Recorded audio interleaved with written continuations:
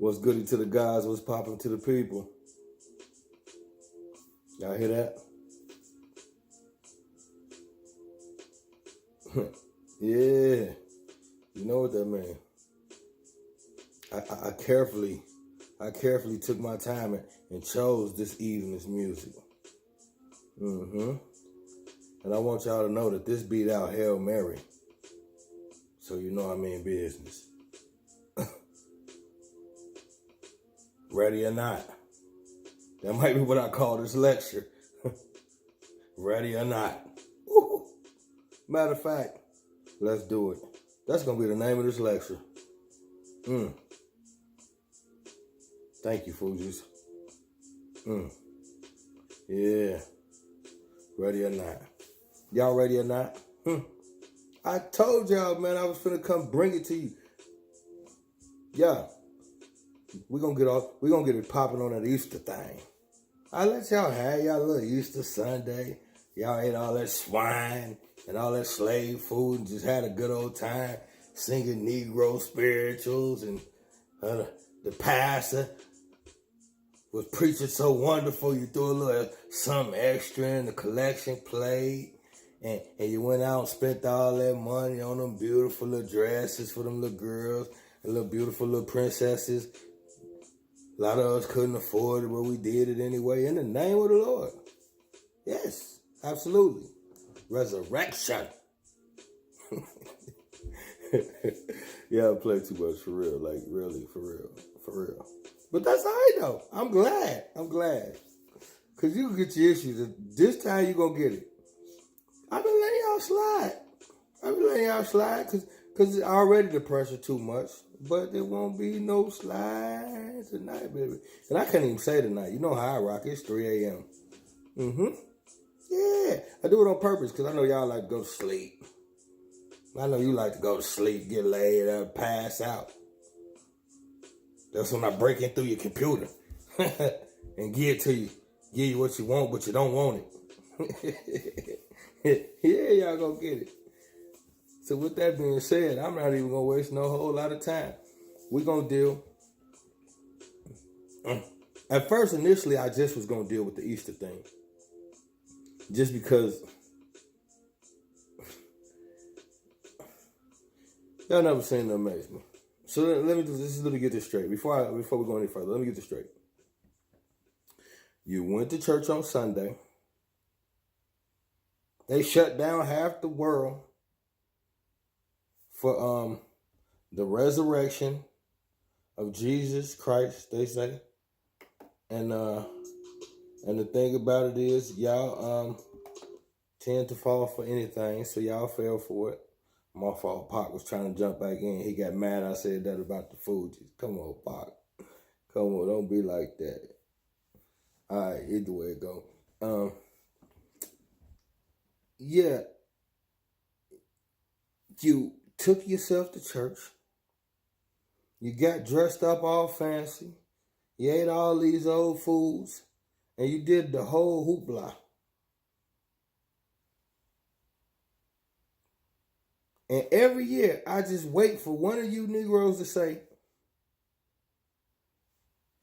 what's up with the bunnies and the eggs? You don't care though. You color up the little eggs and you hide them all over the house. I know, because I used to do it. And the crazy part, this is how crazy it is. I don't like eggs. Didn't like them then. But I be running around the house finding them. I was little. I be finding the most eggs. And then I give them away. Don't get nothing for the eggs. And what a dumb gift to find. Like, I'm going to find an egg? Like, so what? I don't want an egg. Now, the basket was cool. You get all kind of candy you ain't supposed to have and rot your teeth out. But how come nobody cares? What do your Lord and Savior, Jesus Christ, have to do with a darn bunny, rabbit, and some eggs? You don't care, do you? You really don't care. And I'm not, it's been so long since I even heard the crap. I'm not even sure what, because I've noticed that since I've been talking to church folks, The church is modernizing a little bit. They're trying to throw a little African consciousness into the Christianity mix, like it was already. Because when we was there, it wasn't no African nothing. But they throwing that into the mix now to look like to kind of throw you off. Like, yeah, we conscious now, so yeah, we still teaching the word. Still is real, but we bringing it from a conscious aspect because they was lying. You know, Jesus was black and Moses was black and King James was black, and y'all think that just. Y'all made me do what my son be doing when he get tired of me. He's like, look, man. That's all right. We're going to deal with it. We're going to deal with the bunny rabbits. Not only are we going to deal with the bunny rabbits, we're going to deal with what y'all actually supposed to be dealing with on this day, which is the resurrection of your Lord and Savior, Jesus Christ. Which we all know the story. He got tried for blasphemy. And even though blasphemy wasn't a crime, because in Rome they believed all kind of weird stuff, but that's fine. He got tried for blasphemy, and then they hung him, or no, they didn't hang him. They put him up on the cross, and they hit him with the nails. And then and that's another thing for you Christians. I went to like Mel Gibson is a twisted mother. I watched that Passion of Christ. How did Christians endure that? They just whooped his ass for excuse me, Granny. They just brutalized that white man for like 3 hours. Like, they just made it so graphic. Like, it took 25 minutes just for them to walk the nigga down the street with the cross. It was brutal. How did y'all watch that crap? And the thing that was always weird to me about Christians, like, let's just say you had a best friend. And let's just say your best friend, somebody kicked the door open, ran in their house, and beat your best friend in the head with a hammer and killed him. But let's just say, for the sake of this discussion, let's just say your best friend was like an activist and popular and well known for bringing good things to the public or whatever. So, in honor of your best friend who got their door kicked in, their house ran in, and got beaten in the head with a hammer and died, but they was a good person anyway. In honor of that, you go to your local jeweler and say, this is what I want to do. You get a medallion of a bloody hammer made, put it on your gold chain, and rock it around your neck. And when people come up to you and say, why you rock that bloody hammer gold chain around your neck? You say, this is to honor my best friend who died. And they say, oh, well, he was a carpenter? And you say, no, he got beat in the head with a hammer.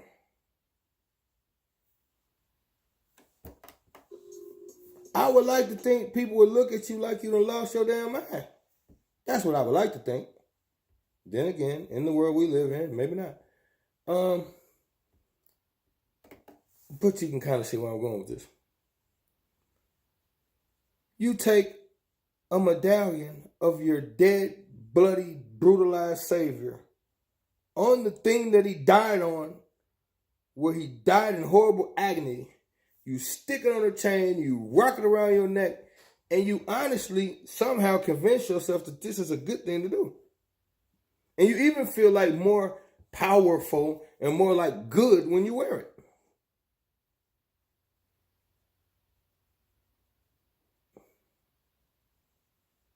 Do we ever just think, man? Just think. Just stop get out this robot. Just think. Realistically, when I just pull that out like that for y'all, even though you don't want to admit it, especially if you're Christian, you have to say to yourself, that really is some dumb shit we doing. You might say it real low, or you might just say it in your head. You ain't gonna say it to your granny because she'll shoot you. Like, I hope granny don't even hear this part. At the end of this lecture, as bad as granny need to hear this, I might not even be able to give it to her because, like, I'm trying right now. I'm only like 10 minutes into this thing. It's hard to compose myself. So I know at some point I'm gonna get turned up and say way more cuss words than she can stand. Already, probably like the little 3 I've said, she probably would have turned it off and won't hear the rest no way.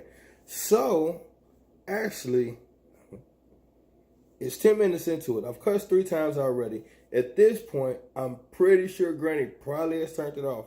So, I don't even have to spare y'all no more. I don't know if I believe that. I'm going to wait about 10 more minutes. All right. So, either way it go, let's get it popping. Because I really ain't got time to wait no more. So now, here we go right here. The origin and history of Easter. The term Easter is not of Christian origin. It is another form of Astarte, one of the titles of the Chaldean goddess, the Queen of Heaven. The festival of Passover, the festival of unleavens, was a continuum of the Jewish feast from Pasch, and the pagan festival of Easter was quite distinct and was introduced into the Western religion as part of the attempt to adapt the pagan festivals to Christianity. Now, I'm going to stop you right there. If you follow the previous documentary, I already did the Constantine thing. So when you get down the line, this is why I try to follow a pattern where each lecture kind of leads into the next, and you can go back and resource some of the things that you hearing and match them up and make sure that the information is consistent. Because what we talked about was Constantine faking the conversion to Christianity, and through that it allowed him to put all 4 parts of Rome together under one rule and one body and one religion. Now, that religion was Christianity. However, all the pagan, which I really don't care for that word, but all the previous celebrations were kept. He just put a Christian feel on it. But it was the same thing. So now, as we fast forward, what does this say? It says that early Christians attempted to adapt what it say? Early Christians merged so that they could bring the pagan thing in, so you didn't know what was going on. So you following the faith. The faith say we celebrate on this day, we celebrate on this day. That's what it is. You don't know what happened 100 years ago. This is how they do. They mask things. Think about it like this right here. What this country is, it's a composite country. Think about that little thing where you got the clowns, and you keep pulling bigger. They start big and they keep getting smaller and smaller and smaller and smaller. To at the core of all them big ass clowns is just one clown. That without that, the other stuff can't even exist. This is what you're dealing with in this country. They mask things on top of things. And I'm going to show you later on in this lecture how they will take the same thing throughout the times, rename it, and continue to manipulate with the exact same thing, just under a different guise or a different name. This is what they do.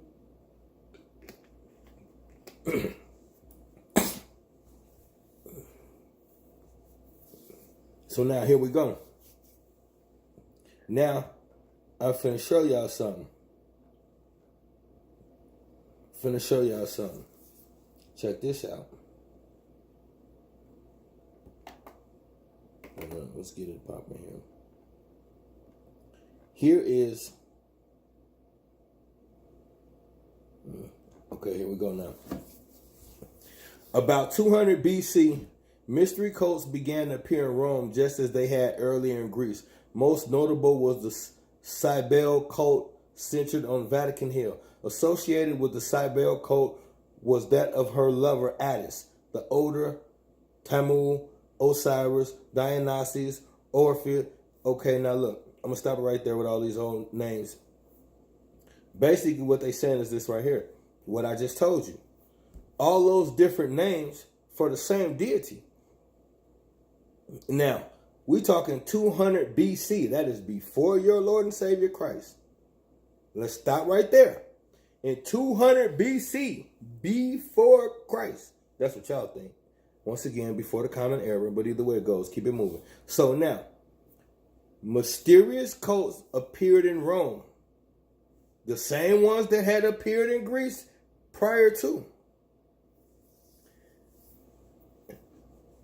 And these cults followed a deity named Cybele, and her lover was Attis. Now these are just more Greek deities from, if I believe correctly, Cybele is from like, don't quote me, but I want to say like 600 BC.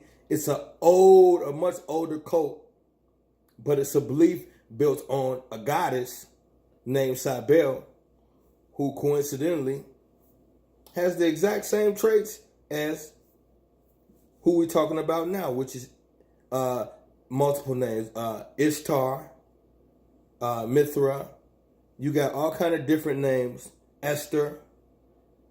You're dealing with a pagan fertility goddess. And I'm going to show you. Now, back to this Cybele thing. Now, here's the attributes. Now, Cybele's lover was Attis. Attis, he was good and ever reviving for vegetation. Born of a virgin, he died and was reborn annually. The festival began as a day of blood on Black Friday and culminated after 3 days in a day of rejoicing over the resurrection. This predates your Jesus story. Why don't y'all get that? This story, here's the worst part about Christianity. You all are the strongest in your faith, but you got the youngest faith. You're the babies on the block. It's crazy. Christianity is not that old. Now look what it says. Whenever Christian worship of Jesus and pagan worship of Attis were active in the same geographical area in ancient times, Christians used to celebrate the death and resurrection of Jesus on the same date, and pagans and Christians used to quarrel bitterly about which of their gods was the true prototype and which the imitation. Now, this is the Constantine concoction. He got them all in the same thing, believing in one thing, and what he allowed was, even though he converted to Christianity, he allowed other people to continue to practice their faith. Wonder why? Keep it moving. Now here's what we're talking about. There you have it. Call it what you want. Ishtar, Esther, a gaggle of different names. But you see, there's your eggs. Here's this little white woman right here on the grass, just doing whatever she doing. This is what y'all celebrated Sunday. I know it's early, but I'm about to cook up so much. These is jabs. This is just first round. I'm finna go back to the corner and tell them this light work. I got them. Now, why the eggs? These are fertility goddesses. Baby making. Getting it on. Yeah. Did you do that Easter Sunday? Did the pastor tell you that? You're supposed to be moving and grooving on this day. It's about fertility. And I think it's kind of weird that all the goddesses, most of them is like harlots and sex objects. They got all these other powers, but they make sure they throw in the fact that, yeah, she was about the sex, fertility. And it's just like, y'all dealing with homosexual, chauvinistic pigs, and you read their literature and you let it sink into your brain and brainwash you, and you don't even know. You start to behave as such. That's why all you care about is twerking and fornicating. Not that I mind twerking and fornicating. I mean, no disrespect to nobody. Now, I'll be honest with you, I'm not a fan of twerking. I'm not even going to sit here and just... that was like a male moment I got caught up in, but I really don't I don't care for twerking. So, with that being said, You get caught up in the wrong stuff, and you pay attention to the wrong things, and then you fall victim because you don't catch the message. You're paying attention to the wrong thing. Now, here we go. Check this out.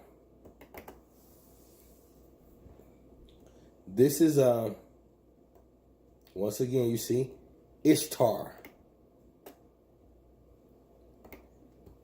Now we about to, let me get my screen right. Because I told y'all I'm not playing with y'all. It's just not something I'm going to do tonight. Sorry. Call who you going to call. Go get your big brother, whatever. You know how it used to be back in the day. You get mad, you can't whip somebody, you go get your big brother. Go get your big brother. Tell somebody at the park picking on you. Tell somebody on the internet picking on you. Go get your big brother. Now, this is Ishtar, pronounced Esther or Easter. Easter was originally the celebration of Ishtar, the Assyrian and Babylonian goddess of fertility and sex. But wait, let's stop right there. Didn't they tell y'all that Babylon was bad? Ain't it supposed to be a bad place? Yeah, on Easter, you are celebrating a Babylonian goddess of fertility and sex. Her symbols like the egg and the bunny were and still are fertility and sex symbols. Or did you actually think eggs and bunnies had anything to do with the resurrection? After Constantine decided to Christianize the empire, Easter was changed to represent Jesus. But as at its roots, Easter, which is how you pronounce Ishtar, is all about celebrating fertility and sex. That's why you got bunny rabbits. The Easter bunny? Because have you ever heard of the expression, F like a rabbit? Nobody produces faster than bunny rabbits. That's why they're a symbol for fertility. They make babies like crazy, which is what they want y'all to do Easter Sunday.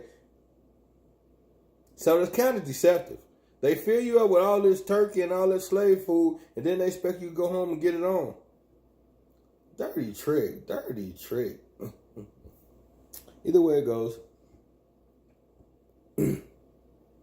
Now, it's amazing that before we take this down, look at her hand though. They slid that in there. That's the Ankh right there. Her arm, you see that? This is the eternal cross, the Ankh, which in essence symbolizes the combining of female and male energy. That's what the Ankh represents. So, they didn't miss a beat right here. This is definitely about getting it on. I should have used Marvin Gaye for my background music. Well, I missed my mark on that one. Here we go. Check it out, though. This is just, I'm just going to hit y'all with this work just while I'm just going to work while I'm working. It's just, this is just another version. Inanna, a.k.a. Ishtar, Queen of Heaven, Goddess of Love, Beauty, Sex, Desire, Fertility, and they threw in their war. Well, after she give you some love, hit you with the beauty, sex you, the desire, and the fertility, you too weak for war. Her own version of justice, and I bet she do got political power. This is horrible, man. This is what you people celebrate, and you don't look into nothing. You follow this garbage blindly. Just look at this. And now I'm finna hit you with where it hurts. Pay attention. Now, first of all, let me back this thing up. Unless you just stubborn as I don't know what, I without a doubt proved the connection with the bunnies and the eggs. That is a symbolism, fertility from other goddesses. If I haven't proved anything else, I know how y'all sensitive about Jesus, but I definitely proved that part. Now, with that being said, look at what planet she comes from. Venus. Now, if this your first time rocking with me, you don't know where I'm going with this. But if you watch one of my other lectures, you already know that I just trapped these people when they dared me. You probably sitting back right now giggling like, oh, Gator got him. I did. Okay, so here we go. Venus, I've already dealt with that already. is also aka Aphrodite, another love, sex, fertility goddess. But it's something a little bit more special about Venus. Venus is also in connection with the planet Saturn. I'm not going to dig all into that because I did it already. But just remember I said Venus is connected to Saturn. If you following me this far, you can Google that little piece for that to make sense to you. Now, remember that and let's move on. Okay, so now, here's what you have to ask yourself. Well, sometimes y'all make me think y'all don't ask yourself much. Me personally, I'm an inquisitive Negro. But now, Easter is a pagan festival. If Easter isn't really about Jesus, then what is it about? Today we see a secular culture celebrating the spring equinox, whilst religious culture celebrates the resurrection. However, early Christianity made a pragmatic acceptance of ancient pagan practices, most of which we enjoy today at Easter. The general symbolic story of the death of the Son, S-O-N, really is S-U-N on the cross, the constellation of the Southern Cross, and his rebirth, overcoming the powers of darkness, was a well-worn story in the ancient world. There were plenty of parallel rivals, resurrected saviors too. And I'm going to show you, got a whole gaggle of them. But we ain't there yet. But just think about what they just said. The spring equinox. See what y'all fail to realize. This is what y'all fail to realize. Look at this right here. Anthropomorphism. Anthropomorphism is the attribution of human traits, emotions, or intentions to non-human entities. It is considered to be an innate tendency of human psychology. It's a psychosis of us. And more so, it is what you found in ancient Egypt and African cultures. We personify our deities and the things around the earth to give us a better understanding of just what we was taking a look at. You got to think about it. I keep telling y'all, when no Xbox 360, PlayStation 4s, and none of that. It was just you, the pitch black, and the stars. You better have something to stay alive with to the morning. And the ones who had mastered staying alive until the morning, what else could you do? Ponder what all this is about. It's nothing here. You don't know. You just here. So we ponder. You looking up at the stars. You see the zodiacs, the astrology, and all these things and the constellations, and you're trying to make sense out of it. You document what you see. You put together things that make sense out of your reality so that you can have something to leave down to your people so that they got a little bit of head start on trying to make sense out of what you're making sense out of. It's a never-ending process. You take what you learn, you put it somewhere, you put it into a composite, you leave it there for your culture. The next group, they're a little bit more advanced, a little bit more intuitive. Now, they take what they're learning, add it to what you got there, the blueprint you left for them to go off of, and this is how knowledge is passed. Civilizations are built. Excuse me. But you're not supposed to take it and run with it. Now, this is why you get this whole constellation thing. I mean, you get this whole anthropomorphism. This is how this happens. So when you hear this Easter story, and they connect it to the resurrection, but they're showing you pictures of bunnies and eggs, you just have to. You can't. This is not a world where you could just let things slide because you're too lazy to look into them. Ask yourself, ask your pastor, make them make sense out of it. Why are there bunnies and eggs connected to the resurrection of our Savior? It's dismissive. Y'all don't buy no Jesus nothing on that day. You don't do nothing for Jesus but go to church and give money. You buy money for the collection plate. You buy money for the outfits. You take as much. You got to think about it. It's Jesus' birthday. If you got any little extra to give, you're going to put it in the collection plate. It's common sense. So on that day, those significant super holidays, people are donating and adding to the collection plate more than they normally would. They've saved up just so they can give this oath to their Savior. But they're giving it to a church that has an agreement with the government that as long as I keep teaching you this bullshit, I don't pay taxes. Come on, man. And then I sit here and I argue with y'all, and then y'all got you huff and puff and tell me I don't know what I'm talking about. It's 2 + 2 is 4. If it's ever 5, somebody's not adding right. This stuff is right in your face. I'm putting it here, and y'all still gonna dispute it. Somebody's still gonna argue this. Right here in your face. Somebody's still gonna argue this. When they dealing with Jesus, Jesus is not what you think. And that's what we're about to get into. These are deities. What were they trying to explain? If I'm telling you they use personification to explain certain things, what is Jesus personified from? What are they trying to explain with this story? The Son. The Son of God. Not S-O-N, S-U-N. Think about it. If you don't know my Father, you will never know me.